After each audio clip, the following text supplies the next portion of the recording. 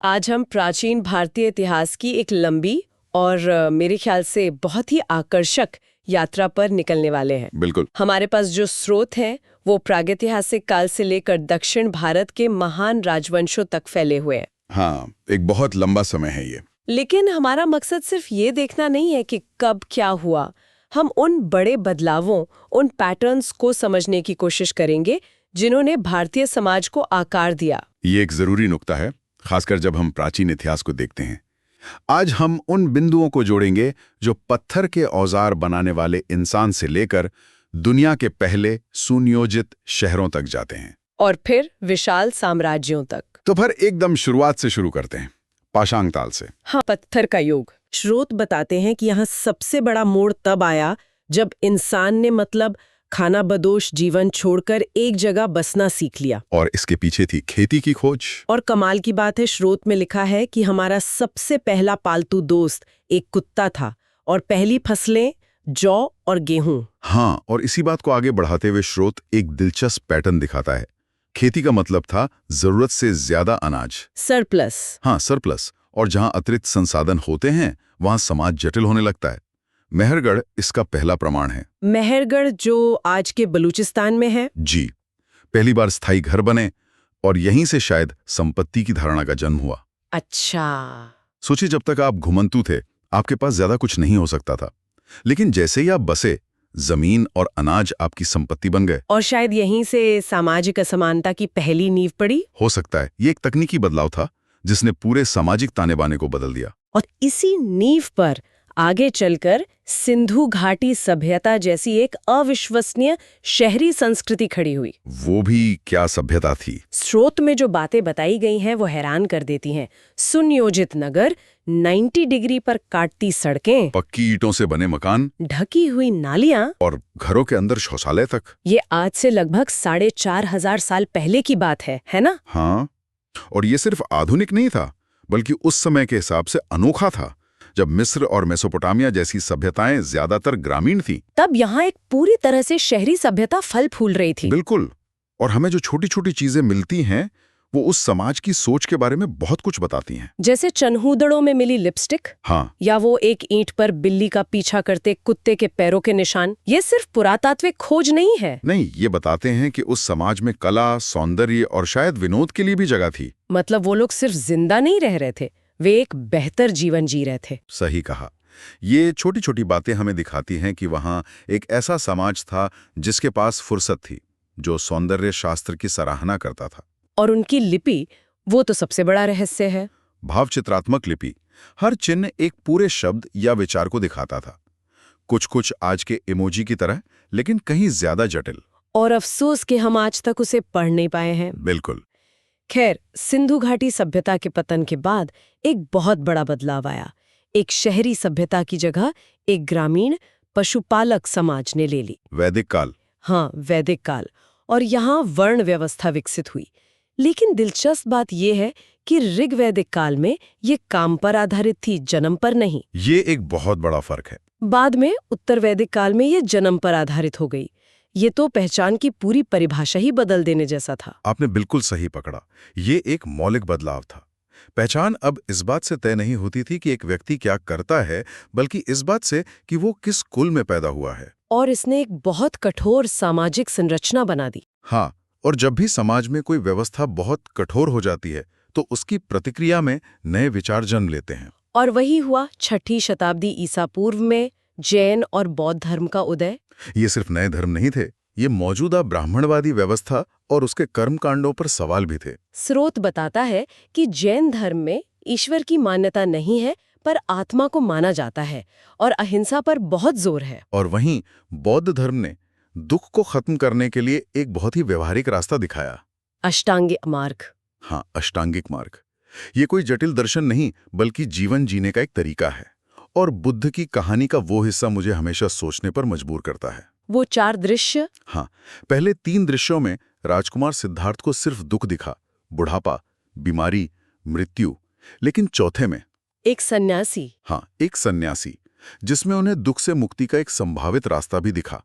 ये सिर्फ त्याग की कहानी नहीं बल्कि एक उम्मीद की खोज की कहानी है। और बाद में बौद्ध धर्म 2 शाखाओं में बंट गया, हीनयान और महायान, ये सिर्फ नाम नहीं है ना? नहीं, इनके पीछे की सोच में बहुत बड़ा अंतर है। क्या अंतर है? सवाल यह था कि ज्ञान प्राप्ति का असली मकसद क्या है।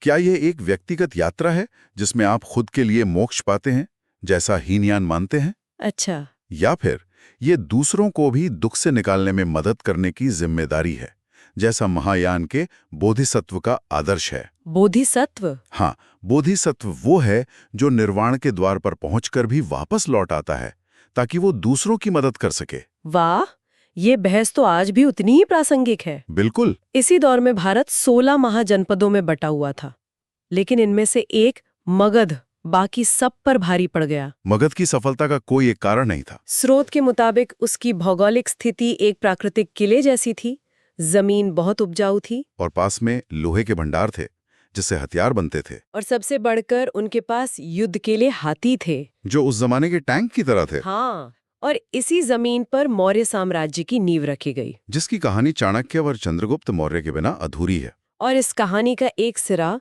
सिकंदर के आक्रमण से भी जुड़ता है ना? हाँ, सिकंदर के जाने के बाद जो राजनीतिक खालीपन पैदा हुआ, चंद्रगुप्त और चाणक्य ने उसे बखूबी भरा।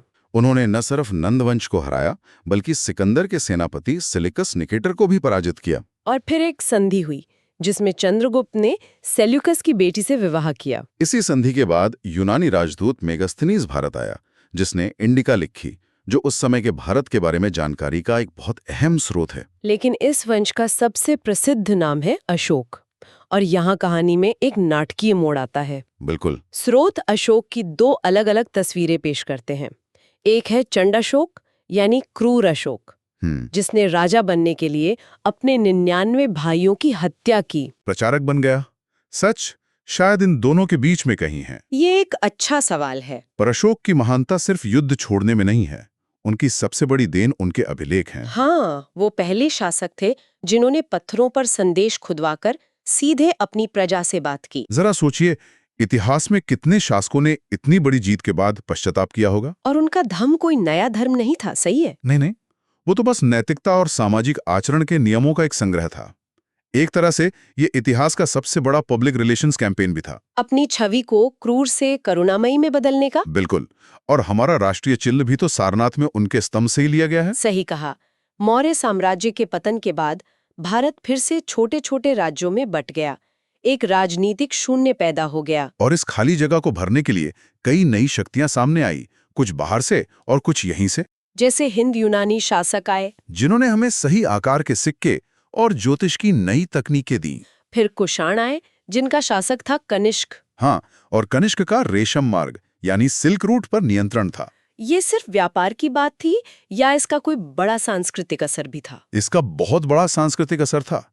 सिल्क रूट सिर्फ माल का रास्ता नहीं था, ये विचारों, कलाओं और धर्मों के आदान प्रदान का हाईवे था। अच्छा। इसी रास्ते से बौद्ध धर्म चीन और मध्य एशिया तक फैला, और इसी दौर में कला की गांधार शैली का विकास हुआ, जिसमें बुद्ध की मूर्तियां यूनानी देवताओं जैसी दिखती हैं। हाँ, ये संस्कृतियों के संगम का एक अद्भुत उदाहरण है। इस उथल-पुथल के बाद इतिहास ने खुद को दोहराया और मगध की धरती से ही एक और साम्राज्य का उदय हुआ, गुप्त वंश, जिसे अक्सर भारत का स्वर्ण युग कहा जाता है। शोध की ये सारी उपलब्धियां देखकर ऐसा लगता है कि ये स्वर्ण युग सिर्फ कुछ राजाओं की वजह से नहीं था। नहीं, ये एक ऐसा माहौल बनाने की काबिलियत थी जहां विज्ञान, कला और साहित्य एक साथ फल फूल सकें। एक इकोसिस्टम बनाने की बात थी। जब राजनीतिक स्थिरता और आर्थिक समृद्धि होती है, तभी समाज कला और ज्ञान में निवेश करता है। बिल्कुल। कालिदास की रचनाएं, आर्यभट्ट के खगोलीय सिद्धांत, ये सब उसी माहौल की देन है। और दिल्ली में मेहरौली का वो लौह स्तंभ 1600 साल से ज्यादा हो गए, और आज भी उसमें जंग नहीं लगा है। ये सिर्फ एक धातु का अजूबा नहीं है, बल्कि एक ऐसे समाज का प्रतीक है जो खुद में बहुत आत्मविश्वास रखता था। और इसी दौर में कुमारगुप्त ने विश्व प्रसिद्ध नालंदा विश्वविद्यालय की स्थापना की, जो सदियों तक ज्ञान का केंद्र बना रहा। ये जरूरी है कि जब हम उत्तर में गुप्त साम्राज्य की बात कर रहे हैं तो ये भी देखें कि दक्षिण में क्या हो रहा था। बिल्कुल सही कहा।